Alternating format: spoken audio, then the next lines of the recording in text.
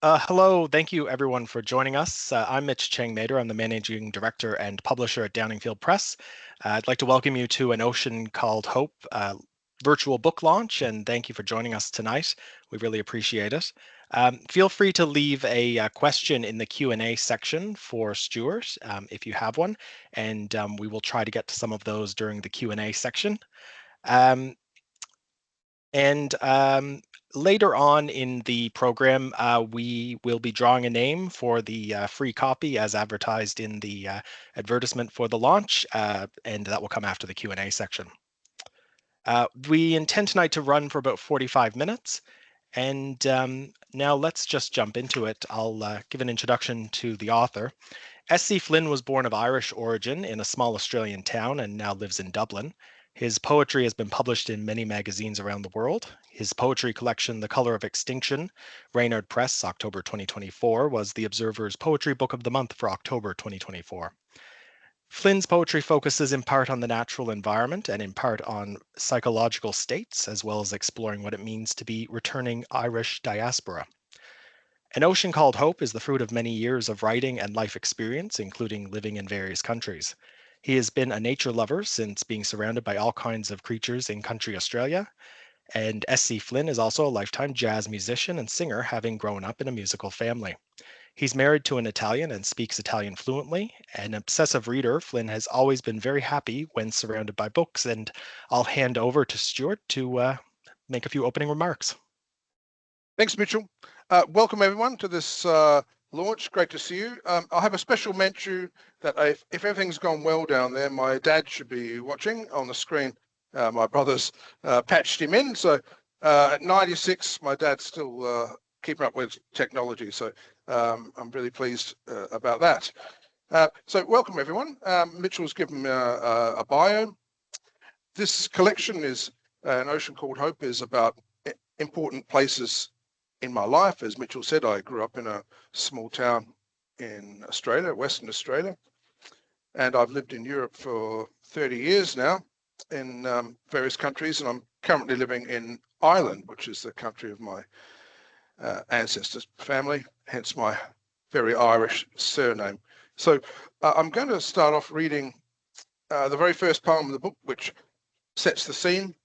It's called Arrivals, and I mentioned some Australian creatures here. We'll talk about that afterwards, but they really do exist on this island, as surprising as it may seem. So very first poem of the book is called Arrivals. Lambay Island, County Dublin. As our boat approached, the shrieking cliffs dissolved into thousands of fluttering flecks, each one a bird swirling or huddling, swooping, bickering or chattering, living countless rivalries, battles and hopes on narrow ledges or buffeting winds. As we have since the sun first hatched, say the gulls, since before the sky would screech, say the fulmars, since the sea was a puddle, say the puffins, though no one trusts their bright-beaked stories. The slope where we landed was quieter, with cattle chewing like centuries ago, but under the gorse lay other Australians that bounded away and out of sight. Wallabies with tails pumping like crank handles, descendants of zoo exiles in the 80s, thriving in this new but old home of mine.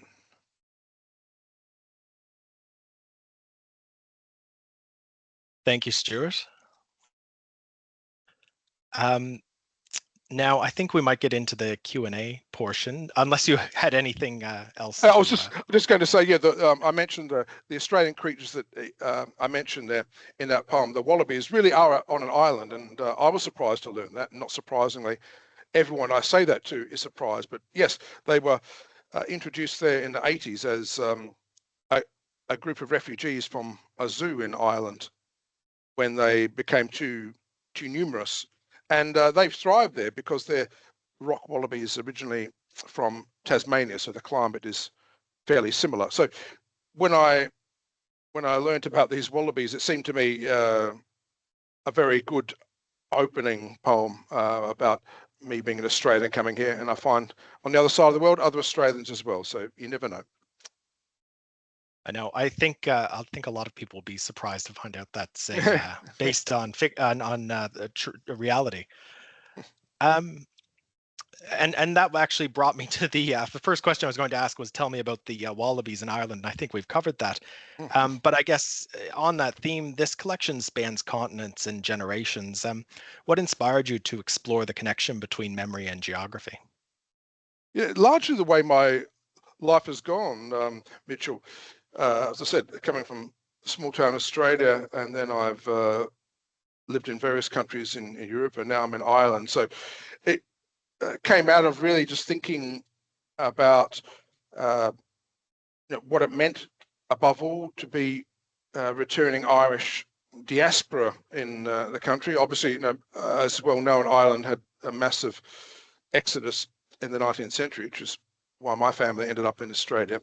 And now to be a reverse diaspora member is a surprising thing. So I was sort of interested in trying to explore what that meant. So it's always been a dream of mine since I was very young to live in Europe. So I'm going to read another poem from the collection to illustrate this. The collection, is in three parts. The first one is about my move to Ireland. The second one is about growing up in small town Australia. And then the last one is about a series of 12 poems about various countries at various times under the Southern Cross constellation. So we'll be talking about that later. But the second one is from the Small Town Australia collection. That section is called Grains. And I'll talk about why that is later. But I'll read this one from the first poem in the second part, Reversing the Telescope. Those blissfully cool summer evenings on our back lawn in small town Australia, when the Milky Way was a bright sweep and individual stars stood out clearly. Adults, dogs, and even kids were quiet. The crickets were always making their noise, but after a while you didn't notice it, although you would have if they had stopped. We looked for constellations and planets and the first artificial satellites. Skylab crashed near us not long after this. We must have seen it up there in its last days. Dad used to always say, after a while, wouldn't it be good to have a telescope? Down there, where the world around me seemed so small, watching the sky was a sort of dream of connecting with the world outside. Now, I want to examine the tiniest things, peering deep inside rather than outwards, looking back, reversing the telescope.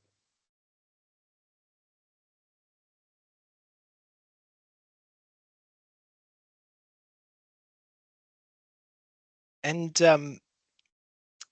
you discussed the three sections of the book. I guess what was the inspiration overall behind this book? Why did you write it? I started looking into places that have been important in my life. Where did I start from? Where have I ended up? And as I hope that poem I've just read illustrates, the idea of wanting to see the rest of the world, imagining what it's like, and then eventually seeing it. And from that, the short poems about the Southern Cross that we'll get to later became a natural part of that. So they cover a lot of what's in between Australia and where I am now. So all put together, my collections normally have a theme, and this one is about places in my life.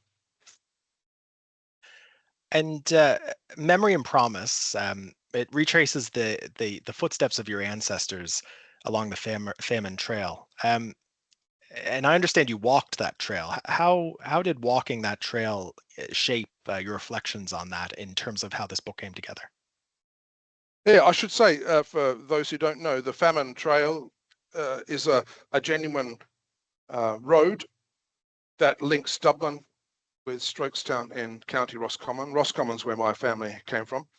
And in Strokestown, there's a famine museum, and it tells a very sad story of the massive famine of the 1840s in Ireland, where the population diminished enormously. Another surprising fact is that Ireland back then, before the famine in the 1840s, was one of the most densely populated places in Europe. But then after that, with all the deaths and immigration, it became a sparsely populated country. And in fact, the country's population has only about 5 years ago reached the level it was in the 1840s, which is an amazing statistic.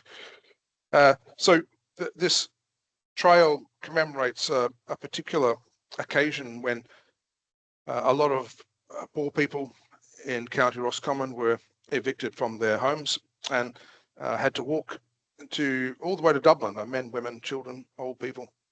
Many died along the way. And if those who made it to Dublin, not surprisingly, mostly the young and healthy, could get ships, which were often called coffin ships. A lot of people died along the way, that being locked up in these, to immigrate to Canada, your country of origin, Mitchell. And apparently where I have a lot of family went to Canada at that time, although I've never had any contact with them. And of course, our branch ended up in Australia. So walking that and researching it takes, normal way people would walk it will be 6 days, breaking up along the way.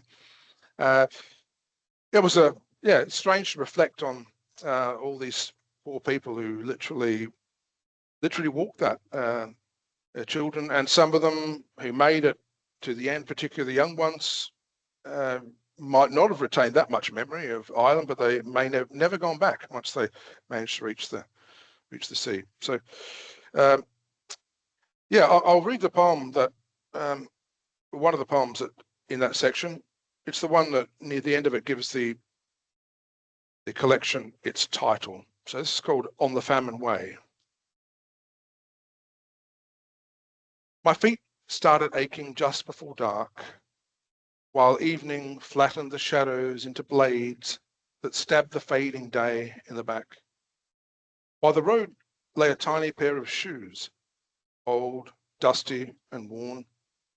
No one else was there, so I went on towards the setting sun, squinting in the glare of discovery, till something made me turn around and see a girl of 8 or 9, thin and dressed in rags, step into the shoes.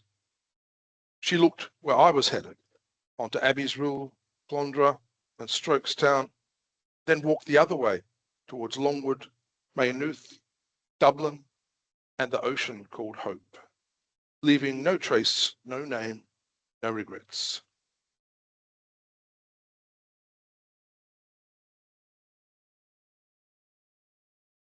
And I have to say, just as a side note before we continue, having edited this book and brought it together, my goodness, it's something to have you read the poems. That's very, very well done. Okay.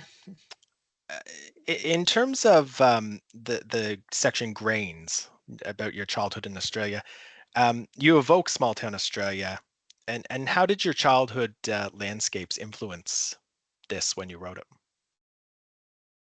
Oh, very much so. I'm going to read another one in a minute, which is called The Wheat Bin. And as a bit of a family legend, there is a photo of me when I was very young, like 5 years old or so, 4, 5 years old, sitting in a big wheat bin, which is a 44-gallon drum filled with wheat for the chickens, chooks as we call them down there. And so at that age, and I've never really stopped this, I sat there observing nature, inventing stories, and now more recently poems about it. So it was a big influence on me. My mother was a great nature lover, and that's influenced me a lot.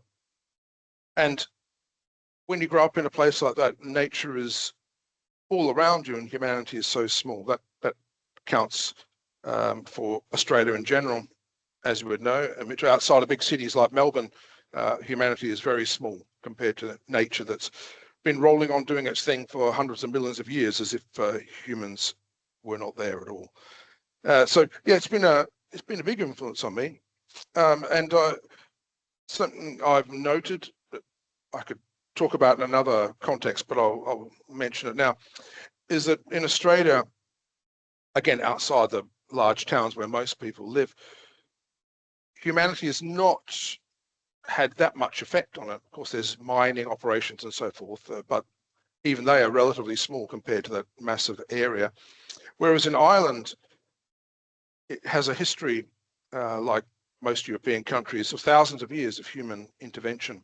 And something I usually like to talk about that is surprising to people is that classic image of Ireland and Britain with the rolling green hills is not natural.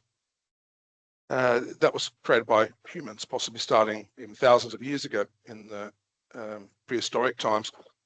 Those hills would have normally naturally been covered by kind of northern European forest, which is a dense, not particularly tall forest that you can still find in small pockets on the west coast of Ireland and some places in Britain. But most of that classic green that we think of with hills is created by humans. That's a great contrast with Australia, where again, outside the large towns, nature's just gone on doing its thing and doesn't know most of the time that humans are there.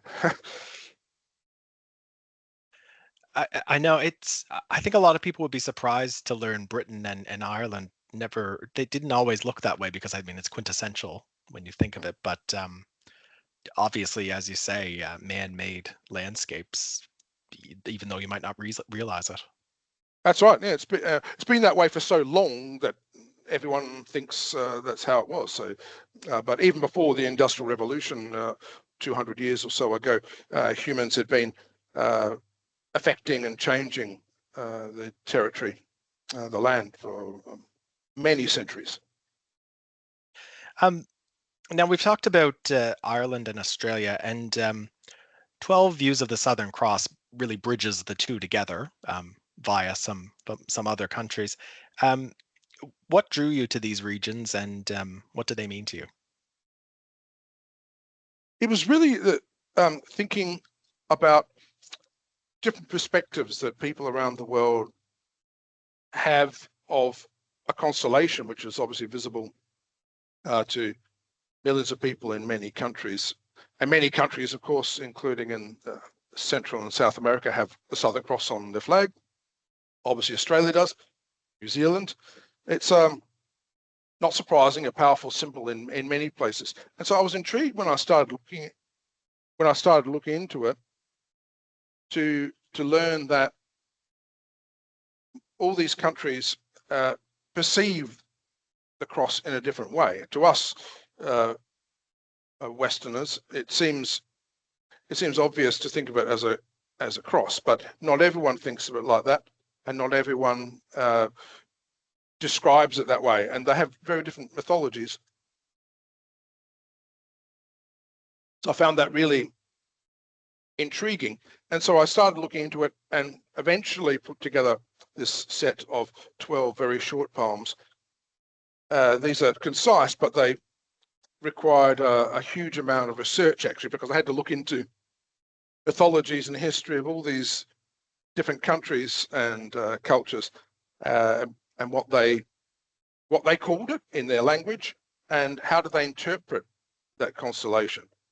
And a surprising thing as well, again, another fact that I was surprised to learn, and most people are when I tell them, is that the Southern Cross, like all constellations, very slowly shifts as far as our perception of it. And so in ancient times, it was visible in Southern Europe.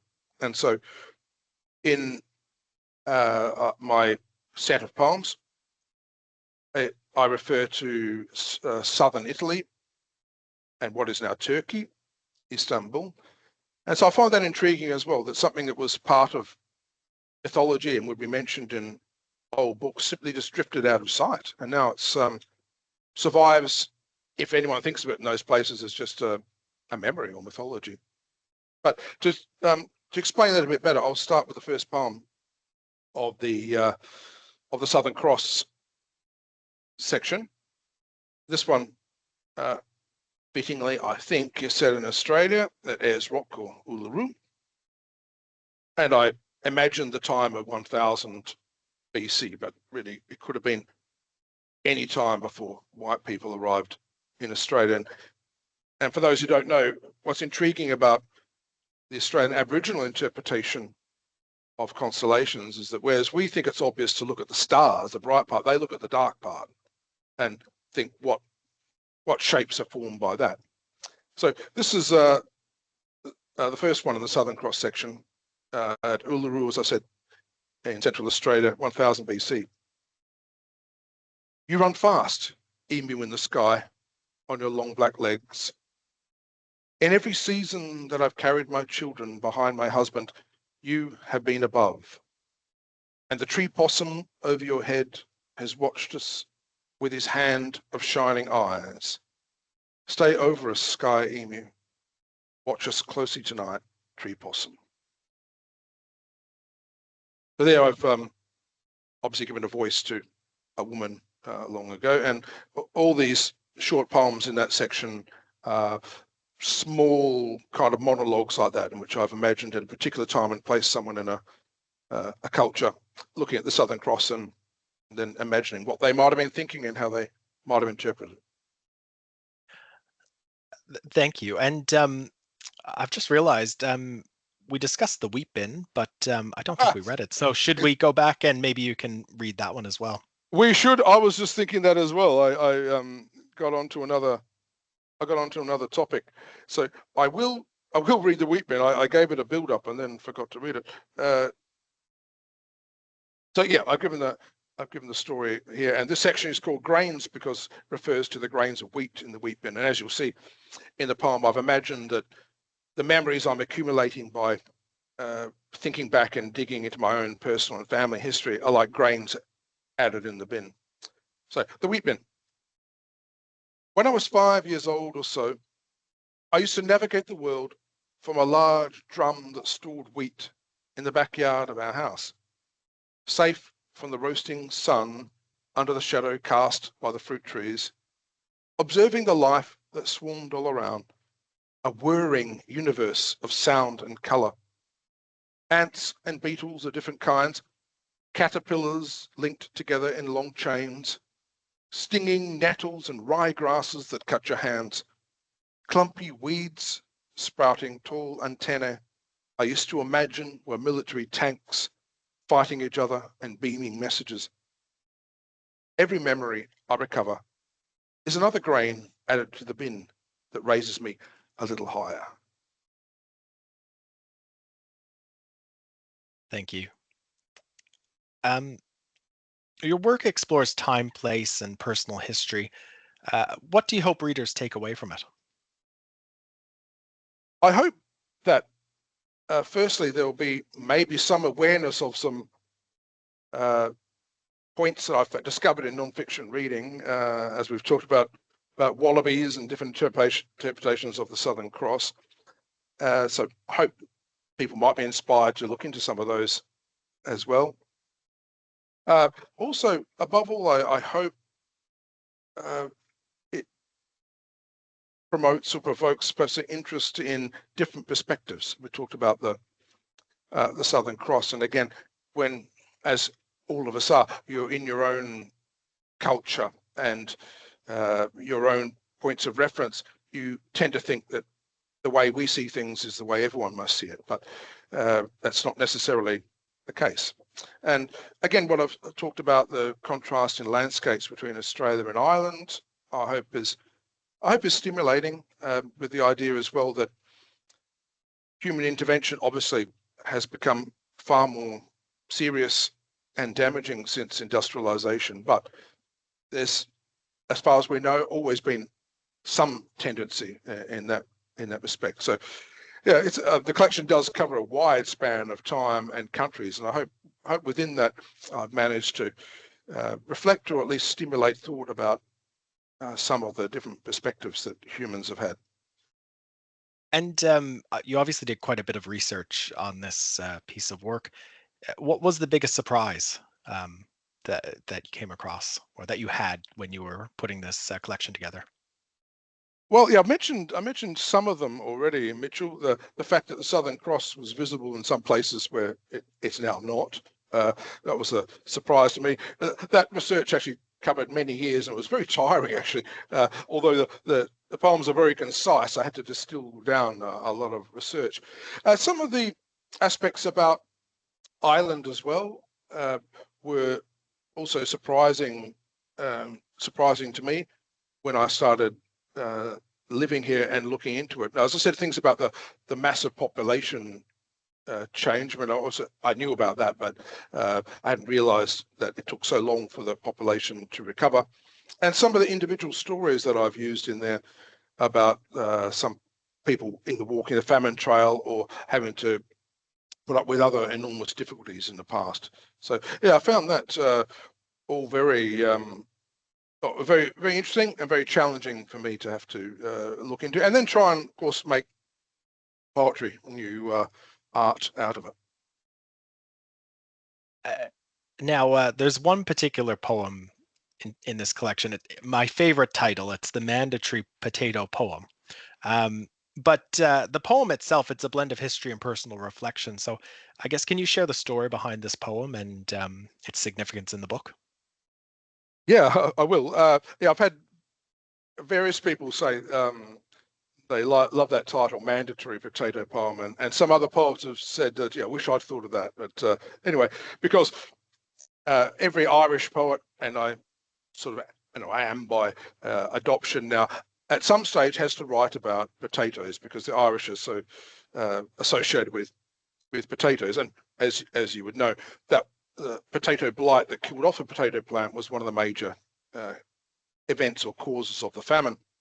So everyone has to confront one at the time. So hence the mandatory bit. Also, every Irish poet has to deal a lot with the landscape of Ireland, which is obviously a classic thing, and W.B. Yeats and Seamus Heaney, of course.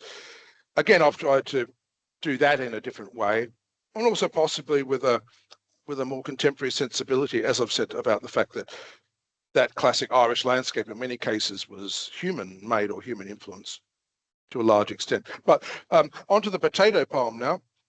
My grandfather, Flynn, gave him my surname, dug ditches for a time when he was young. My father dug potatoes when he was young. So it's genuinely backbreaking work, and I've picked that up in there. As my dad used to say, his back was horizontal after a day of digging potatoes. That was even when he was very young and resilient. So I've used this also by linking to my experiences here, and the encounter with a tourist guide at the end that I'll mention is actually true as well. So there is a lot of non-fiction and genuine facts in this collection. Some things like the ghosts that pop up along the famine trail. Well, yes, I did invent those, but they symbolise something. I hope that the people who would have been there. But this one has a lot of factual background. So I'll read it now. Mandatory Potato Poem. My granddad dug potatoes for a living long ago in Australia when he was young, chiseling them out of the hard-baked soil, then leaving the field each day exhausted, with his back bent as low as a landscape. Resilient and adaptable, like the generations before him. Humble but proud, like the potato itself. A tour guide on the famine ship in Dublin told us the Irish were known to be tall because of all the potatoes they ate. I, 6'3", said, "We are, and we do."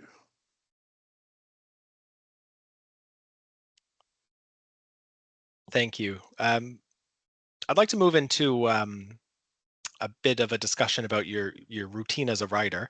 And I guess starting off by asking, what is your writing routine? Like, is there a specific sort of process?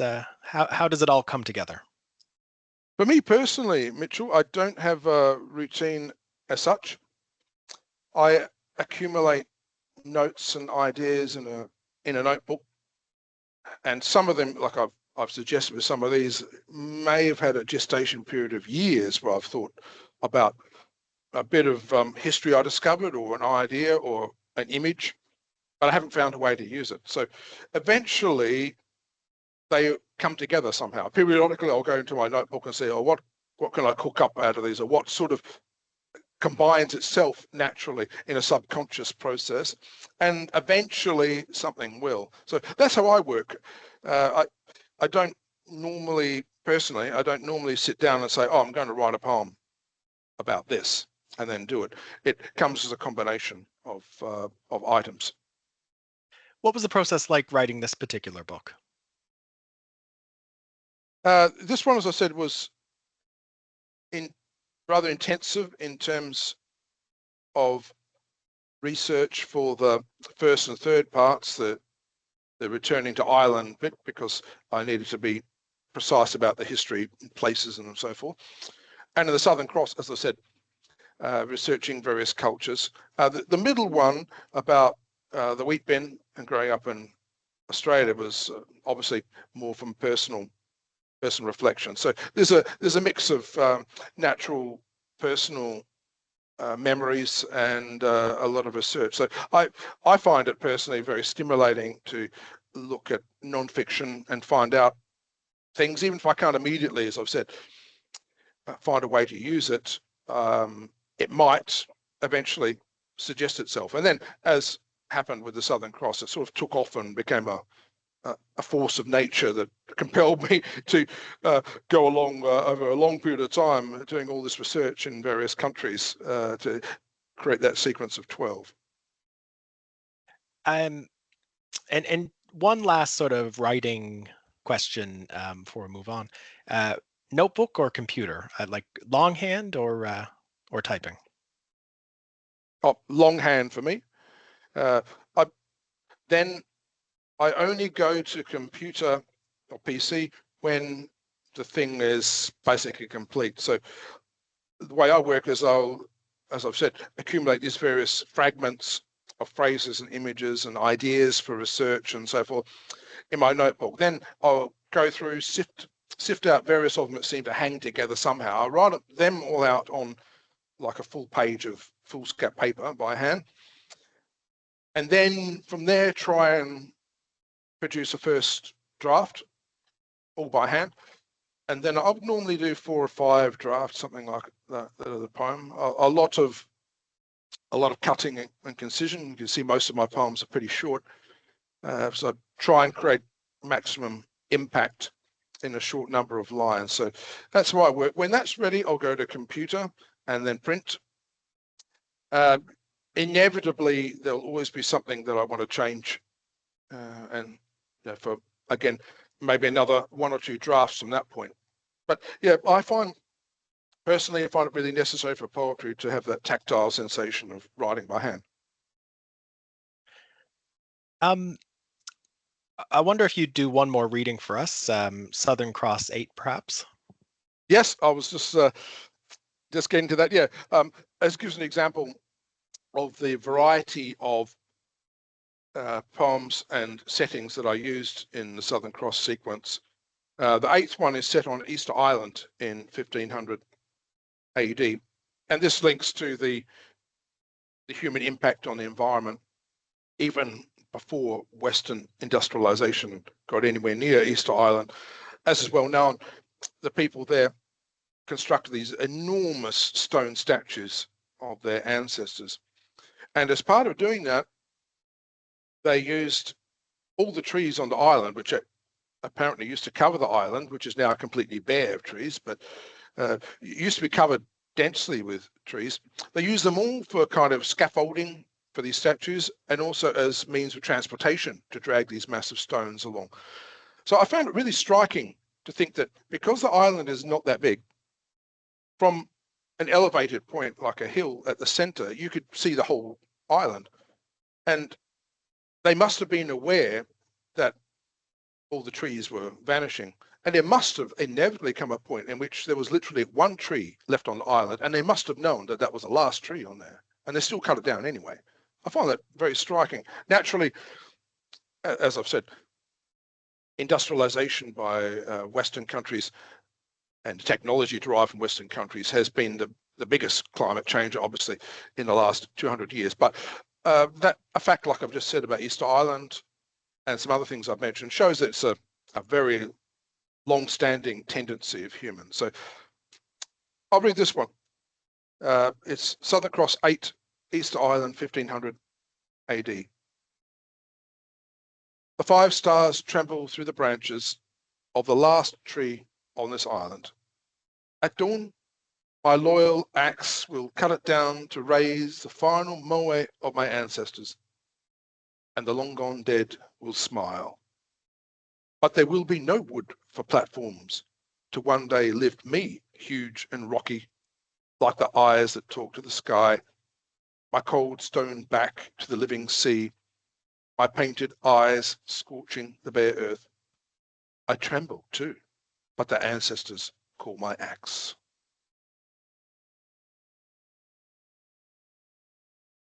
Thank you. How do you see your work contributing to contemporary literature? And is there any particular influence that you're drawn to? I'll answer the second part first, Mitchell. Most of my influences in poetry have been 19th century 20th century American poets.